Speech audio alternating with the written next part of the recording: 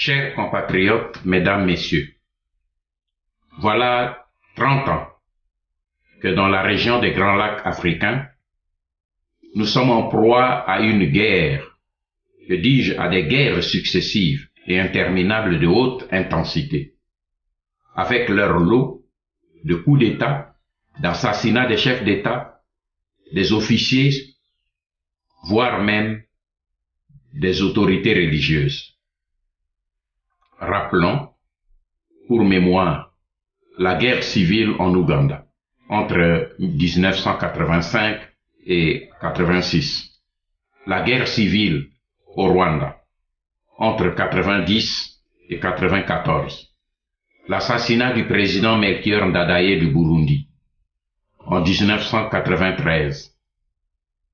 L'assassinat des deux chefs d'État, le Rwandais Juvenal Habyarimana et le Burundais Cyprien Taryamira, en 1994. Le départ du président Mobutu, en 1997. L'assassinat de Laurent Désiré Kabila, en 2001. Que de morts, que d'instabilité politique pour une seule région. Mais voilà surtout 20 ans que dans cette même région, notre pays, la République démocratique du Congo, est particulièrement plongé dans une spirale de chaos, de haine, de barbarie, de sang et de mort. Depuis la fin de la Deuxième Guerre mondiale, le monde moderne n'a plus jamais connu un tel niveau d'holocauste et d'hécatombe, de génocide, avec plus de 10 millions d'hommes et de femmes et d'enfants, tués par des balles, souvent avec des coups de machette et des houes, les fameuses houes rwandaises que eux-mêmes appellent Izuka en Kinyarwanda. Les femmes congolaises de tous âges, à partir des bébés de quelques mois, jusqu'aux grands-mères de plus de 80 ans, sont exécutées indistinctement après avoir subi des viols de masse avec une telle barbarie et une telle sauvagerie que la décence ne me permet pas de décrire ici, par respect pour nos mamans. Tout ce tableau apocalyptique de la situation de notre pays devrait interpeller chaque Congolaise et chaque Congolais et l'amener à se poser des questions pour tenter de comprendre ce qui nous arrive en République démocratique du Congo. Oui, nous devons chercher à comprendre pourquoi, dans ce tourbillon de la région des Grands Lacs africains, seule la République démocratique du Congo continue de vivre 20 ans durant au rythme de pillages, de viols, de massacres et de trafic de tout genre. Nous devons comprendre pourquoi les crimes sur les Congolais qu'on tue et qu'on viole par milliers et par millions, pourquoi ces crimes-là sont cyniquement ignorés des médias occidentaux, alors que ces médias font beaucoup de boucans lorsque des cas isolés des crimes et des viols se commettent dans leur propre pays. Oui, nous devons aussi chercher à comprendre pourquoi les différentes agressions répétées des pillages et des crimes commis en République démocratique du Congo par les armées du Rwanda et de l'Ouganda n'ont jamais été sanctionnées par la communauté internationale. Nous devons comprendre pourquoi les quelques rares résolutions du Conseil de sécurité de l'ONU n'ont jamais été suivies de faits directs.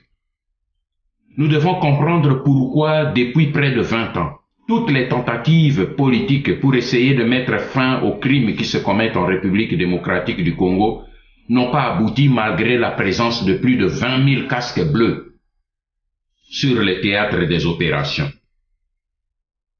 Nous devons nous demander pourquoi, malgré ses propres échecs à mettre fin à ce chaos, la communauté internationale demande plutôt à nous Congolais d'ignorer le drame de l'occupation et de nous accommoder avec les occupants de notre pays pour construire avec eux une sorte de caricature de démocratie.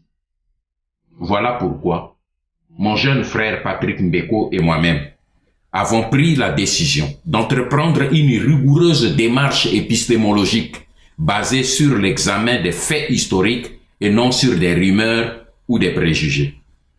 Oui, nous avons remis sur le tapis les thèses que élaborent les médias dominants des puissants pays du Nord et qui sont souvent, hélas, gobés par les Congolais sans discernement et sans critique.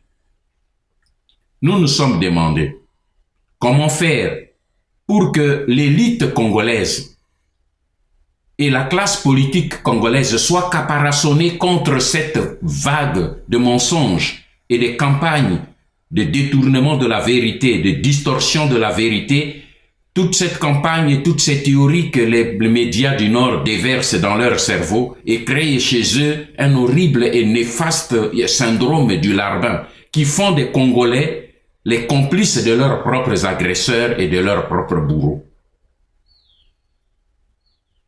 Le souci de la rigueur de notre démarche nous a contraints à remonter jusqu'aux origines premières de la naissance de l'État indépendant du Congo. Nous avons scruté les conditions et les circonstances qui ont entouré la création de cet État. Et c'est là que nous avons examiné aussi l'état d'esprit dans lequel les fondateurs de cet État se sont trouvés. Et c'est là que nous avons observé et relevé l'une des principales clés du mystère et de l'énigme. En effet, l'histoire nous a révélé que lorsque le roi Léopold II, le roi des Belges, a entrepris dans les années 1870 la conquête du bassin du Congo, il a rencontré une farouche opposition de la part des 4 puissances européennes de ce moment, l'Allemagne, la Grande-Bretagne, le Portugal et la France. Tous ces pays européens avaient été éblouis et complètement obnubilés par l'énormité de la concentration des richesses dans cette seule partie du bassin du Congo. Alors, ils ont estimé qu'ils ne pouvaient pas laisser toute cette immense richesse sous le contrôle de la seule petite Belgique. Et c'est là que commença le problème. C'est ainsi que le roi Léopold II, pour échapper à la pression de ces puissances européennes, rusé qu'il est, il a associé les États-Unis à son entreprise. Et bien plus, il a inventé une raison humanitaire pour justifier sa conquête. Alors, il a recruté les groupes des lobbyistes et des médias mensonges qui entreprirent une vaste campagne pour convaincre l'opinion mondiale que les objectifs du roi des Belges dans la conquête du Congo étaient simplement humanitaires. Et c'est là qu'apparaît déjà la stratégie du mensonge. Un gros premier mensonge qui consistait à cacher les véritables motivations de la conquête du bassin du Congo. Léopold II a prétendu que sa seule motivation dans la conquête du Congo visait, je le cite, à sauver les Africains de l'oppression des despotes locaux, donc africains, et du trafic des négriers arabes. Fin de citation. Et il a même précisé sans sourire que l'objectif de sa conquête était simplement de conduire les Africains à la civilisation. Nous connaissons la suite, du sang sur les lianes, le génocide. C'était ça, la civilisation dans laquelle on voulait conduire les Congolais. C'est ça la stratégie du chaos et du mensonge. La naissance est déjà là. Mais malgré ces manœuvres dilatoires, les manœuvres du roi Léopold II, l'opposition et la pression des puissances européennes fut telle que Léopold II fut contraint de signer le 23 avril 1884 l'acte général de Berlin. Retenez bien cet acte-là, parce que c'est notre véritable constitution aux yeux des Européens, des puissances européennes. Léopold II a signé l'acte général de Berlin avec les États-Unis, l'Allemagne, l'Italie, l'Autriche-Hongrie, la Hollande, l'Espagne, la Russie et la Suède-Norvège. En contrepartie, les puissances européennes précitées ont reconnu en 1885 la souveraineté de l'association de Léopold II auquel ils ont conféré la qualité de ce qu'ils ont appelé un État indépendant du Congo. Mais attention, comme disent les Romains, in cauda venenum, le venin était dans la queue. En effet, cette concession faite par des puissances européennes, de l'Est comme de l'Ouest, cette concession faite au roi Léopold II était assortie d'une condition spéciale. Laquelle? C'est que ce nouvel État indépendant du Congo devait être considéré par tous, y compris la Belgique, comme une terra nullius, une notion juridique romaine qui veut dire un territoire qui n'appartient à personne, donc à tout le monde. Ainsi donc, l'acte général de Berlin consacrait déjà un régime économique basé sur une certaine internationalisation du territoire de l'État indépendant du Congo, que nous, Patrick Mbeko et moi, dans notre livre, nous avons préféré appeler État libre du Congo, parce que État indépendant, le mot indépendant n'a pas sa place ici, c'est l'État libre, un État qui appartenait à tout le monde, qui était livré à la libre circulation et à la libre exploitation de tous. Voilà pourquoi nous appelons ça plutôt État libre du Congo à la place de l'État indépendant du Congo. Parce que c'était un no man's land, une sorte de paradis fiscal où le commerce était libre pour tous les pays signataires. Chers compatriotes, mesdames, messieurs,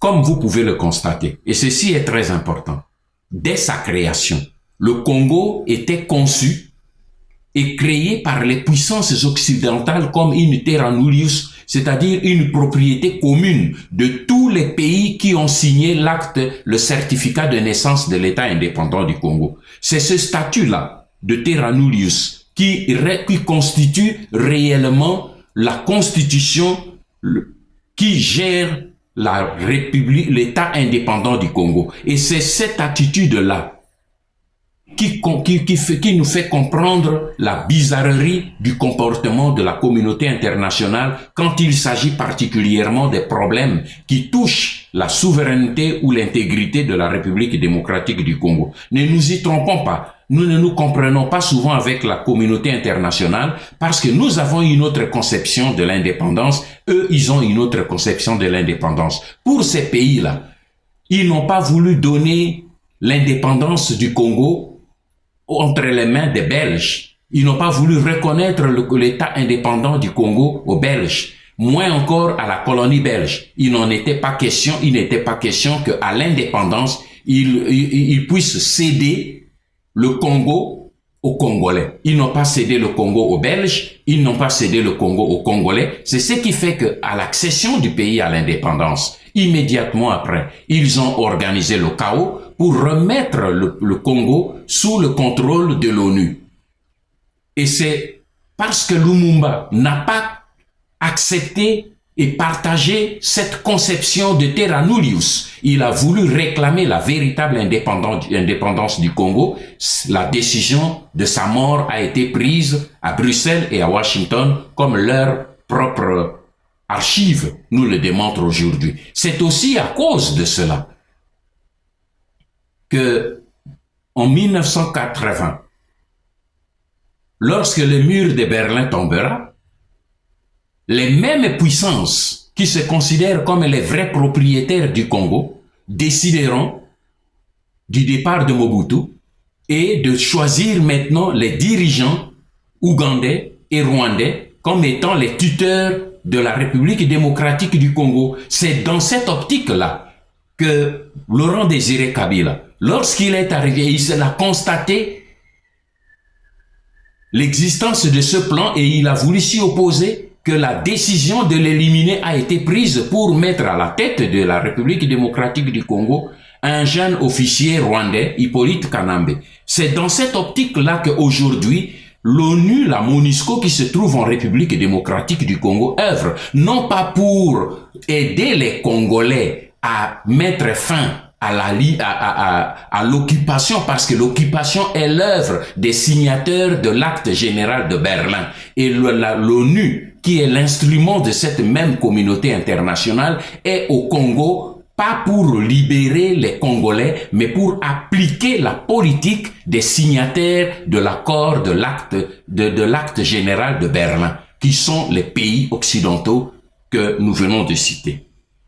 Tant que nous ne comprenons pas cela, nous serons l'instrument de ceux qui détruisent notre pays.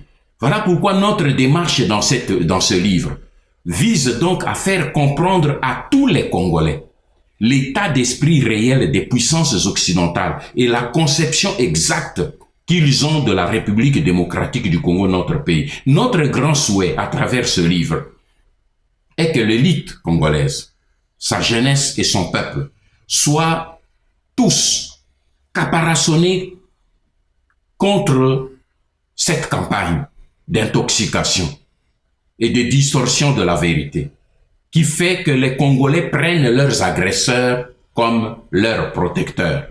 Notre objectif est avant tout de libérer le Congolais de lui-même, c'est-à-dire de son ignorance. Nous voulons que le Congolais soit capable d'identifier clairement les vraies menaces qui pèsent sur son propre avenir. Nous voulons que la classe politique congolaise et toute l'élite congolaise de notre pays arrête cette bêtise qui consiste à aller vers les pyromanes pour leur demander de venir éteindre l'incendie qu'ils ont eux-mêmes délibérément allumé pour pouvoir leur permettre d'exploiter impunément les richesses de notre pays. Face à l'ignorance et à l'indifférence d'une bonne partie de la classe politique congolaise et de sa jeunesse, nous nous sommes demandé comment faire pour que toute la classe politique congolaise et tout le peuple congolais appréhendent la gravité de la situation qui menace dangereusement l'avenir de tout notre peuple. Bossuet a dit, je le cite, « Nos vrais ennemis sont en nous-mêmes ».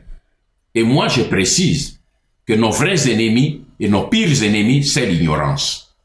Oui, car un peuple qui s'ignore et qui ignore ses propres conditions existentielles est un peuple qui est appelé à disparaître. Même Dieu le confirme dans sa parole lorsqu'il dit « Mon peuple périt parce qu'il lui manque la connaissance ». Beaucoup de Congolais trépignent d'impatience et préfèrent qu'on s'attelle rapidement au combat du terrain pour chasser vite les Rwandais plutôt que d'écrire et d'écrire et d'écrire encore et encore des livres. J'entends ces critiques. Mais j'estime que c'est encore là un signe d'ignorance des réalités sociopolitiques de notre pays aujourd'hui. En effet, Émile Zola a dit ceci. Savoir où on veut aller, c'est très bien. Mais il faut encore montrer qu'on y va. Mes chers frères, libérer aujourd'hui la République démocratique du Congo et le remettre entre les mains d'une élite, d'une classe politique et d'un peuple qui est inconscient et qui ne mesure pas exactement la vraie valeur de ce pays et par-dessus le marché qui ignore la responsabilité qu'il porte pour protéger ce pays, remettre un pays entre les mains de ce peuple-là équivaut.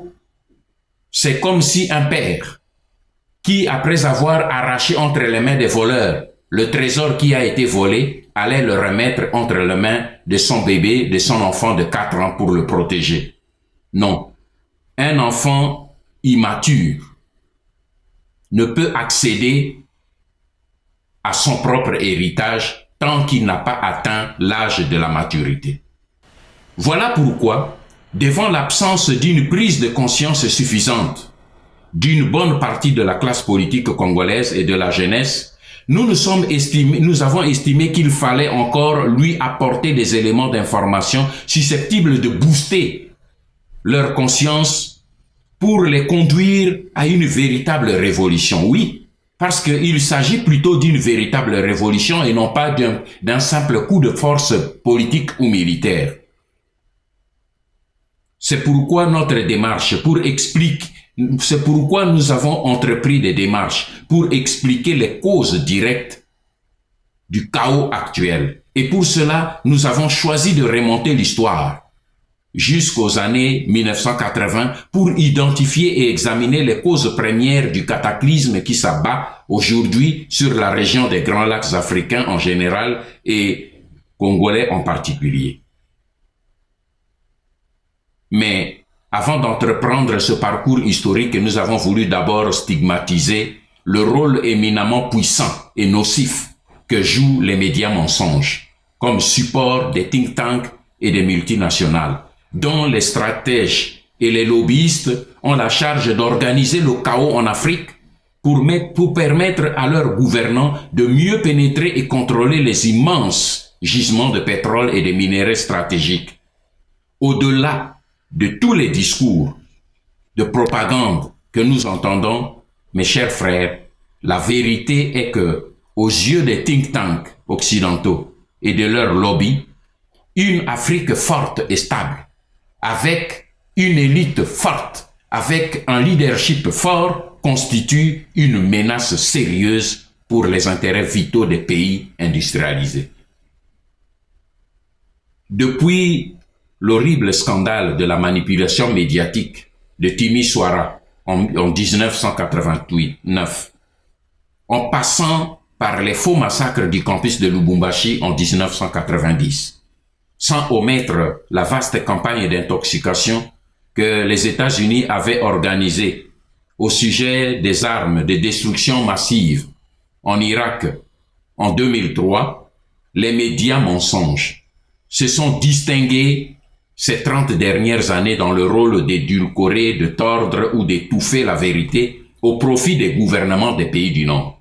C'est ainsi que depuis 1996, ils ont inventé en ce qui concerne les conflits en République démocratique du Congo des concepts mensongers de rébellion pour couvrir les différentes guerres d'invasion qu'eux-mêmes ont organisées pour déstabiliser et créer le chaos au Congo pour leur permettre de faciliter son pillage. Voilà pourquoi nous avons analysé dans les moindres détails et sous tous les angles les causes profondes du chaos et le déroulement des guerres successives qui ont eu lieu dans les trois principaux pays de la région des Grands Lacs, entendez, l'Ouganda, le Rwanda et la République démocratique du Congo. Nous nous sommes forcés, tant que faire se peut, de démontrer aux lecteurs que derrière les trois nègres de service que sont Kaguta, Kagame et Kanambe, que nous appelons les 3 K dans notre livre, qui, eux, travaillent à visage découvert comme agresseurs du Congo, il y a des têtes pensantes qui sont cagoulées et des mains de fer qui tirent des ficelles mais qui sont gantées. C'est cette scène rocambolesque que nous allons voulu illustrer à travers la photo de couverture de notre livre. Vous y voyez clairement les 3 têtes des nègres de service qui travaillent à visage découvert, mais vous avez au-dessus d'eux, regardez bien la photo, vous y verrez des têtes pensantes mais qui sont couvertes par un rideau de nuages. Le nuage, n'est-ce pas, de la nébuleuse de la communauté internationale, mais qui, eux, inspirent et conduisent l'action. Tout le message est contenu dans cette photo. Mesdames, Messieurs, chers compatriotes, voici donc Stratégie du chaos et du mensonge, poker menteur en Afrique des Grands Lacs. Un modeste ouvrage de 657 pages que nous mettons à votre disposition comme notre contribution au débat, le vrai. Le débat de l'affranchissement et de l'émancipation de l'Afrique en général et de la République démocratique du Congo en particulier. Nicolas Boileau a dit, je le cite, « Il est de l'essence d'un bon livre d'avoir beaucoup de critiques. Mais la plus grande disgrâce qui puisse arriver à un livre qu'on met en public, ce n'est pas que beaucoup de gens en disent du mal, c'est plutôt que personne n'en dise absolument rien. Voilà pourquoi vos critiques sont les bienvenues. Mais nous souhaitons que vos critiques ne soient pas oiseuses, mais qu'elles contribuent au progrès en apportant un plus au processus de combat que nous menons tous. Notre profond souhait est que ce livre apporte un éclairage nouveau au débat et au combat de la libération et du développement de l'Afrique et de notre pays, la République démocratique du Congo. Car ce livre est en lui-même un message qui est issu de la communion des deux générations, comme pour conjurer les vains préjugés et les complexes ridicules qui créent souvent des mirages de barrières entre des générations et qui inhibent inutilement les vrais débats d'idées. Il est temps que nous-mêmes, Africains, nous soyons les auteurs de notre propre histoire, comme l'a souhaité Patrice Emery Lumumba dans sa lettre testament à sa femme. Ce sera là au moins une première étape, celle de notre remise en question qui, comme le dit Mabika Kalanda, constitue la base de notre propre décolonisation mentale, parce qu'il s'agit bien de la décolonisation mentale. En prenant conscience de nos responsabilités au travers du savoir et de la critique, nous pourrons nous assumer face aux enjeux majeurs de la mondialisation. Car dans cette phase de la mondialisation, les nations faibles, sans connaissance ni conscience, sont appelées à disparaître fatalement. Nous avons tous une lourde responsabilité vis-à-vis de l'Afrique et vis-à-vis de nos peuples respectifs. Nous ne devons pas nous contenter seulement de jeter des pierres sur les autres, y compris sur nos bourreaux et nos agresseurs. Posons-nous plutôt ces simples questions. Que puis-je faire et qu'ai-je déjà fait aujourd'hui pour stopper et changer cette situation? Le grand savant et mathématicien, physicien Albert Einstein a dit avec raison une phrase importante. Il a dit ceci: le monde ne sera pas détruit par les méchants, mais par ceux qui regardent le méchant sans rien faire. Fin de citation. En effet, nous, Congolais, nous sommes autant coupables que les agresseurs et les pilleurs de notre pays lorsque nous refusons de réagir contre leurs projets. Il ne doit pas y avoir des spectateurs d'un côté qui ne font que critiquer et conspuer, et de l'autre, les acteurs. Ce livre nous enlève le prétexte de dire demain, moi, je ne savais pas. Ce livre est une arme que nous mettons entre vos mains. C'est un instrument. Il n'est pas la Bible avec des vérités immuables, non. Mais il est le résultat de rigoureuses recherches et de profondes réflexions que ces deux auteurs ont voulu mettre à votre disposition pour enrichir votre bagage personnel et vous permettre d'apporter efficacement votre contribution dans ce combat de libération et du développement de l'Afrique en général et du Grand Congo en particulier. Mes chers compatriotes, mesdames, messieurs, je conclus mon adresse par ces propos de comte Alfred de Vigny qui a dit « Un livre, c'est une bouteille jetée en pleine mer, mais sur laquelle il faut coller une étiquette, attrape qui peut. » Et sur ce, moi, pour ma part, je vous souhaite une bonne lecture pour les amoureux du Congo. Je vous remercie et que Dieu vous bénisse.